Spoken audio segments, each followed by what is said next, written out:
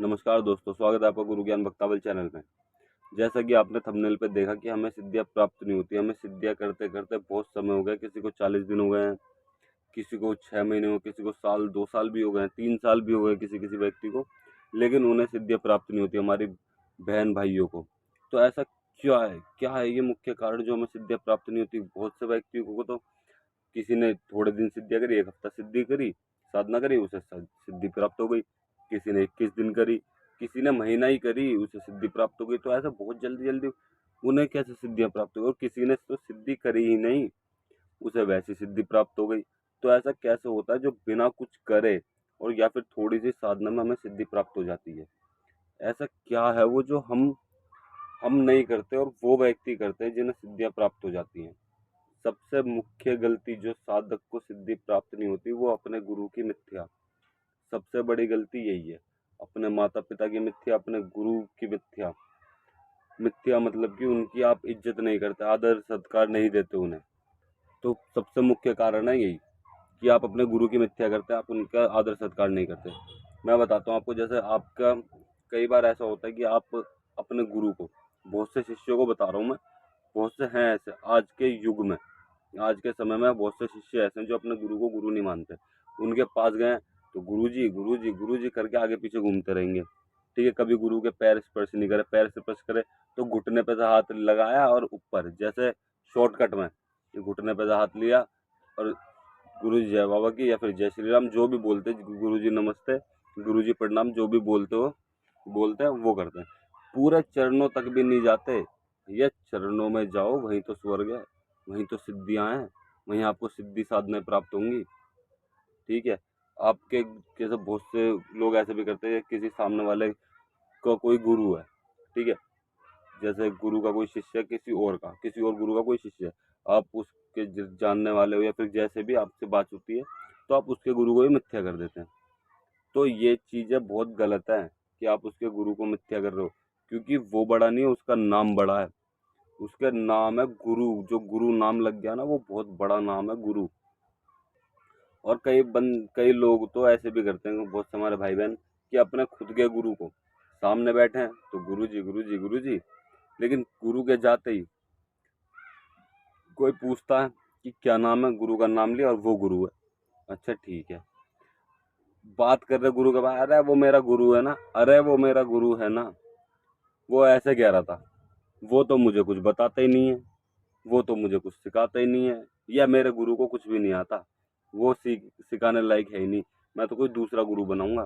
जबकि तुम्हें ये नहीं पता तुम्हारे गुरु के पास सब कुछ है। गुरु, अगर तुम गुरु को ढूंढ के अच्छी तरह देख के तुम गुरु बनाते हो ना उसे, तो वो भी अपना शिष्य देख के बनाएगा कि क्या है मेरे शिष्य में, कि मेरी साधना सिद्धि ये संभाल सकता है, नहीं संभाल सकता। सिद्धि करने से ज्यादा बड़ी चीज होती है उसे संभालना। तो आप संभाल सकते हो उनकी सिद्धि को। बहुत से भाई हमारे कहते हैं कि हमें कर्ण प्रसाद निषिद्ध करा दो। ठीक है, कर्ण प्रसाद निषिद्ध कर लोगे, संभाल सकते हो? तो वो ही चीज है। बहुत से मैं बताता हूँ आपको, अगर आप अपने इष्ट देव की, अपने गुरु से, गुरु की कृपा और इष्ट देव की कृपा प्राप्त कर लेंगे ना, तो आप सिद्धियों के मालिक हो जाओगे। सिद्धि आपके पास ऐसी इतनी रहेंगी कि आप सोचोगे मैं क्या करूं, सब बेकार है, ये व्यर्थ है। लेकिन अगर आप चमत्कार दिखाना चाहते हो, जग कल्याण करना चाहते हो, तो बहुत ही लाभकारी है ये सिद्धियां जो है। लेकिन सबसे पहले अपने गुरु की, अपने माता पिता की और अपने इष्ट देव की, इनकी सेवा करिए। उनके चरणों में ही स्वर्ग है और आपको सारी सिद्धियां वहीं मिलेंगी। अगर आप गुरु की, अपने गुरु की या फिर किसी के भी गुरु की, अपने माता पिता की मिथ्या करते हैं, अपने इष्ट देव की मिथ्या करते हैं, तो हमेशा आपको कोई सिद्धि प्राप्त नहीं हो सकती। और मैं बताऊं आपको, कई व्यक्तियों को सिद्धि करने की जरूरत नहीं पड़ती। जैसे कि मैंने अभी बताया था, कोई कोई व्यक्ति ने कुछ करा ही नहीं, उसे सिद्धि प्राप्त हुई। वो क्या होता है?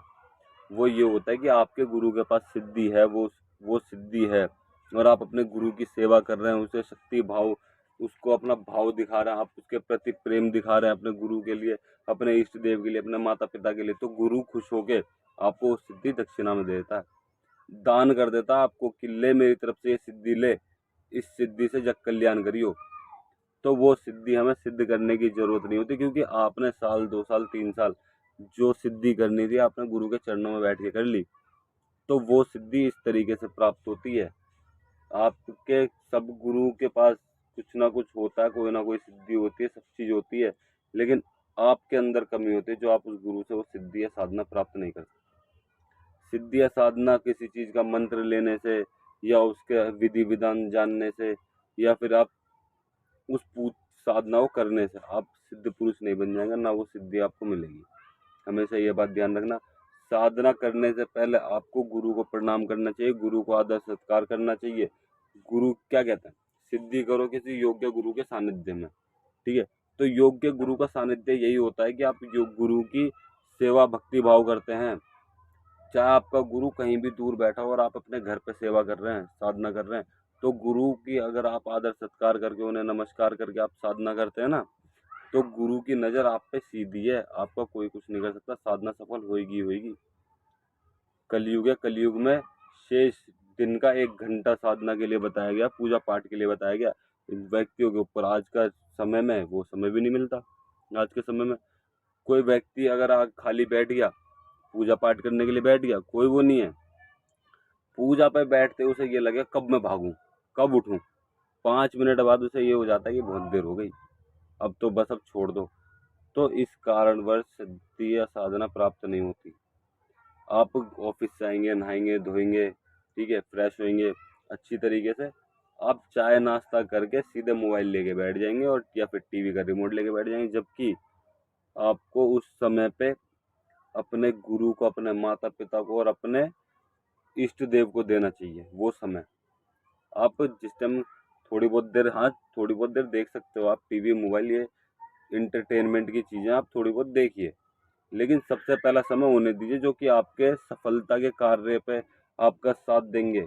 ये टीवी या फिर मोबाइल आपको कुछ नहीं देंगे, सिर्फ उस समय आप ये चीज़ चलाइए जिस समय आपके पास कोई काम नहीं है, थोड़ी बहुत देर। यानी कि आपके पास पूरे दिन कोई काम नहीं तो आप पूरे दिन उसे ही चला रहे हैं, तो ये चीज़ आपकी बहुत गलत है। आप सिद्धि साधना में अगर साधना करना चाहते हो तो सबसे पहले अपने गुरु का आदर सत्कार करिए, दूसरा अपने माता पिता को करिए और इष्ट देव को भी करिए। इन तीनों को आदर सत्कार करिए और जो बाहर व्यक्ति आपको मिलता है उन्हें भी आदर सत्कार दीजिए। कभी भी किसी की मिथ्या नहीं कीजिए, चाहे वो गुरु आपका हो, चाहे किसी और का हो, चाहे आपके माता पिता हो, चाहे किसी और के हो। कोई भी किसी का भी इष्ट देव हो, किसी की मिथ्या मत कीजिए। आप बस इस साधना को उस समय आप कोई भी साधना करना, और मैं बताऊं आपको साधना करने की जरूरत भी नहीं पड़ेगी। आप गुरु के साथ में हो, अपने माता पिता की इज्जत करते हो, और आप किसी का भी ले लो, मान लीजिए आप बजरंग बली के हनुमान चालीसा का पाठ करते हो, हनुमान चालीसा ही आपको सिद्ध हो जाएगी, उसकी साधना प्राप्त हो जाएगी। और हनुमान चालीसा से आप इतने काम कर सकते हैं कि आप सोच भी नहीं सकते। उसमें कितने दोहे हैं और कितने मंत्र हैं, क्या क्या चीज़ें हैं, उनसे क्या क्या कर सकते हो आपको ये भी नहीं पता।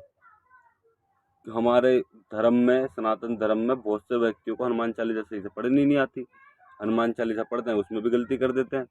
तो इन चीज़ों को सुधारो, अपने पूजा पाठ में ध्यान दो, साधना करो, साधना करो। साधना करोगे उतने ही आप सफल बनोगे, क्योंकि देखो आप पैसे के पीछे भाग रहे हो तो पैसा आपसे दूर भाग रहा है, वो आपके पास नहीं आ रहा। आप हरि के, भगवान के नाम पे लग जाइए तो साधना और पैसा दोनों आपके पास आ जाएंगे। हनुमान जी को भी अष्ट सिद्धियों का वरदान है, ठीक है। हनुमान जी आपको अष्ट सिद्धियां भी दे सकते हैं, अगर आप उनकी सेवा करेंगे, उनको भाव देंगे, तो वो आपको अष्ट सिद्धियां भी वरदान में दे सकते हैं। और आप किसी भी देवता, जो भी आपके इष्ट देव हैं, आप उनकी साधना सेवा करिए, वो सब सारी सिद्धियां आपको दे देंगे। सिद्धियां आपको दे देंगे ऐसी गुरु दीक्षा में, गुरु दीक्षा कह रहा हूँ, भिक्षा में, शिष्य को जो भिक्षा दी जाती है उसमें आपको दे देंगे वो सिद्धि साधना। और आपके गुरुजी भी दे सकते हैं, अगर आपके गुरुजी के पास कोई सिद्धि या साधना है, उन्होंने किसी देव की, इष्ट देव की साधना कर रखी, तो वो साधना वो आपको ऐसी दे सकते हैं। इस चीज में इतना समय नहीं लगता, वो साधना आपको करने की जरूरत नहीं है। लेकिन आप अपने गुरु की या किसी भी गुरु की मिथ्या मत कीजिए। और अब वीडियो बहुत लंबी हो चुकी है, बाकी की बात मैं आपको अगली वीडियो में बताऊंगा। और अगर आप हमारे चैनल पर नए हो तो चैनल को सब्सक्राइब करें और बेल आइकन दबाएं, ताकि हमारे द्वारा दी गई जानकारी आप तक समय पर पहुंच सके। और अगर आपको कोई भी परेशानी, कोई भी दिक्कत आ रही है तो आप हमसे जानकारी ले सकते हैं। और अगर आप किसी भी भूत प्रेत या किसी भी चीज़ से परेशान है तो आप हमसे आके संपर्क कर सकते हैं, हमसे मिल सकते हैं। हमारे संपर्क करने के लिए व्हाट्सएप ग्रुप का लिंक मैं डिस्क्रिप्शन में डाल दूंगा, आप उसे ज्वाइन करिए और हमसे संपर्क करिए।